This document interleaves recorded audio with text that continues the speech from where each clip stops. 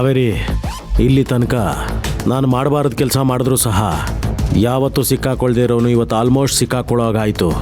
ಮಾವ ನನ್ನ ಮೇಲೆ ಕೈ ಮಾಡಿ ತಪ್ಪು ಮಾಡಿಬಿಟ್ರು. ಮಾವ, ಇದ್ರ ಪರಿಣಾಮನೇ ನೀವು ಅನುಭವಿಸ್ತೀರಾ. ಉರಿಯೋ ಬೆಂಕಿ ಮೇಲೆ ತುಪ್ಪ ಹಾಕಿ ಜ್ವಾಲಾಮುಖಿ ಬರೋ ಹಾಗೆ ಮಾಡೋದು ಇನ್ನೂ ಡೇಂಜರ್ ಅಂತ ನಿಮಗಿನ್ನೂ ಗೊತ್ತಿಲ್ಲ.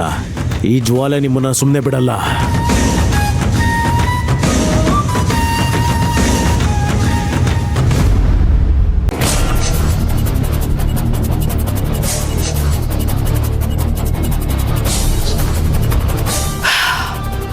ಒಂದ್ ನಿಮಿಷ ಇರು ಪ್ರಬಲ, ಇಲ್ಲೇ ನಿಂತ್ಕೋ. ಇಲ್ಲಿ ಕೆಲವೊಬ್ರಿಗೆ ನಾನು ಸರಿಯಾಗಿ ಉತ್ತರ ಕೊಡ್ಬೇಕು. ಯಾರಿದ್ದೀರಾ ಮನೇಲಿ ಗಣ್ಯ ವ್ಯಕ್ತಿಗಳು? ಸ್ವಲ್ಪ ಹೊರಗಡೆ ಬರ್ತೀರಾ?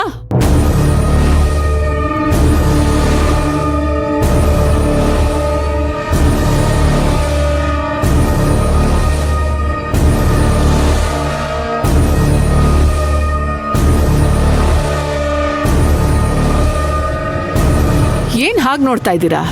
ನನ್ ಗಂಡ ಅಪರಾಧಿ ಅಂತ ಖೈದಿ ತರ ಎಳ್ಕೊಂಡು ಹೋದ್ರು, ಇವಾಗ ಹೇಗ್ ವಾಪಸ್ ಬಂದ ಅಂತ ನೋಡ್ತಾ ಇದ್ದೀರಾ? ದೇವ್ರು ಹಾಗೆ, ಕೆಟ್ಟವ್ರಿಗೆ ಮೊದಲು ಕೈ ಹಿಡಿತಾನೆ, ಆಮೇಲೆ ಕೈ ಬಿಡ್ತಾನೆ. ಒಳ್ಳೆಯವ್ರಿಗೆ ಮೊದಲು ಕೈ ಬಿಡ್ತಾನೆ, ಆಮೇಲೆ ಕೈ ಹಿಡಿತಾನೆ.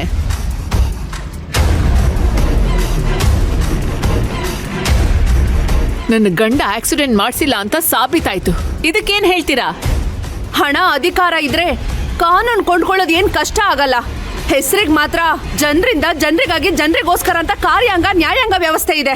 ದುಡ್ಡು ಕೊಟ್ರೆ ಅಧಿಕಾರದ ಬಲ ಇದ್ರೆ ಏನ್ ಬೇಕಾದ್ರೂ ಮಾಡಬಹುದು. ಅಂತದ್ರಲ್ಲಿ ನಿರಪರಾಧಿ ಅಂತ ಸಾಬೀತ್ ಮಾಡೋದು ದೊಡ್ಡ ಕಷ್ಟದ ಕೆಲಸ ಏನಲ್ಲ.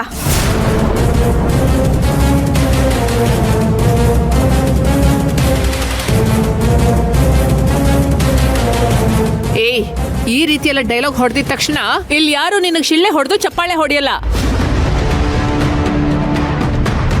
ನೀನು ನಿನ್ ಮಗಳು ಇಬ್ರು ಸೇರಿ ಏನೇ ಮಾಡಿದ್ರು ನಮಗೇನು ಮಾಡೋದಕ್ಕಾಗಲ್ಲ.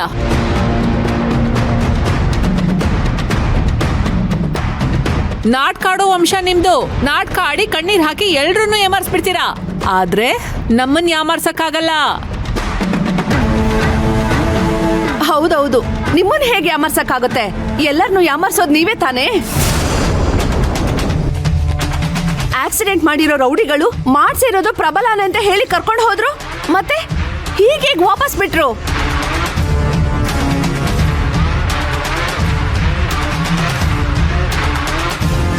ಇದಕ್ಕೆ ಕಾವೇರಿ ನಾನು ಹೇಳಿದ್ದು ಸ್ಟೇಷನ್ ಹತ್ರ ನಾವು ಹೋಗೋಣ ಅಂತ. ನಾವು ಹೋಗದೆ ಇದ್ದಿದ್ದಕ್ಕೆ ಹೆಂಚಿನ ಮೇಲೆ ದೋಸೆ ತಿರ್ವಾಕೋ ಹಾಗೆ ಎಲ್ಲ ಉಲ್ಟಾ ಪಲ್ಟಾ ಮಾಡಿದ್ದಾರೆ, ಸತ್ಯನ ಸುಳ್ಳು ಮಾಡಿದ್ದಾರೆ.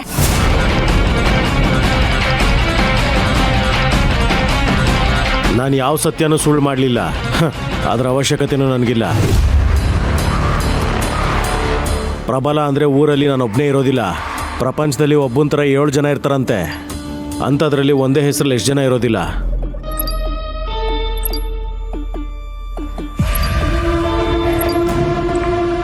ಇಲ್ಲಾಗಿರೋದು ಅಷ್ಟೇ. ಪ್ರಬಲ ಅನ್ನೋನು ಮಾಡಿಸಿರೋದು ನಿಜ, ಆದರೆ ಅದು ನಾನಲ್ಲ. ಯಾವನ್ ಆಕ್ಸಿಡೆಂಟ್ ಮಾಡಿದ್ನೋ ಅವನೇ ಒಪ್ಕೊಂಡಿದ್ದಾನೆ.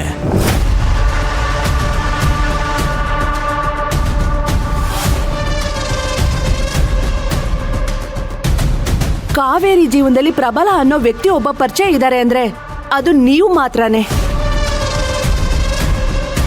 ಹಾಗಿದ್ಮೇಲೆ ಆಕ್ಸಿಡೆಂಟ್ ಮಾಡ್ಸಕ್ಕೆ ಇನ್ನೊಬ್ಬ ಪ್ರಬಲ ಹೇಗ್ ಬರ್ತಾರೆ?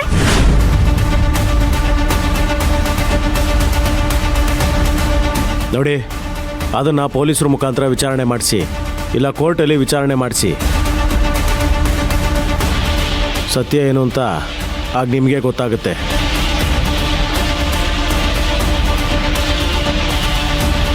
ಬಡವರಾದರೆ ಕೋರ್ಟು ಕೇಸು ಅಂತ ಓಡಾಡೋಕ್ಕೂ ಕಷ್ಟ ಆಗುತ್ತೆ, ನಿಜ. ಆದರೆ ಈಗ ನಿಮ್ಮ ಮಗಳು ವಿಶ್ವಂಬರ ಗ್ರೂಪ್ ಆಫ್ ಇಂಡಸ್ಟ್ರೀಸ್ಗೆ CEO ಅಲ್ವಾ?